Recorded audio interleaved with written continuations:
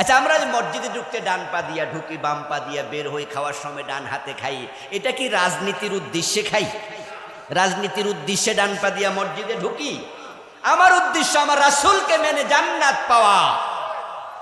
আমি সেই চিন্তা নিয়ে মসজিদে ঢুকি, সেই চিন্তা নিয়ে ডান কাতে ঘুমাই, ওই চিন্তা নিয়ে ডান হাতে খাবার খাই, আল্লাহর জান্নাত পাওয়ার নিয়তে সংসদে কোরআন ঢুকাতে চাই। একই চিন্তা, জান্নাত। এখন যদি কোনো ব্যক্তি বলে যে আমি নবীকে মানব না, আমি আমার মতো চলবো, তাহলে তার কপালে জান্নাত নাই।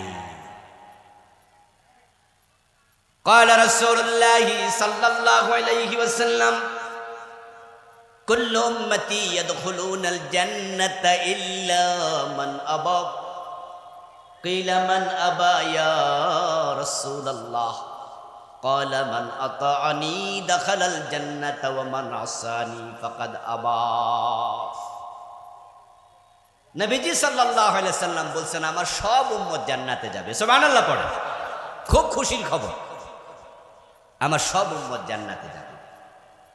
তবে হাদিসের পরের অংশ ইল্লা মান আবা, যে অস্বীকারী সে উম্মত জান্নাতে যাবে না। নবীজি বলছেন যে আমার সব উম্মত জান্নাতে যাবে, ইল্লা মান আবা, এত দূরে না, ইল্লা মান আবা, অস্বীকারী উম্মত জান্নাত পাবে না।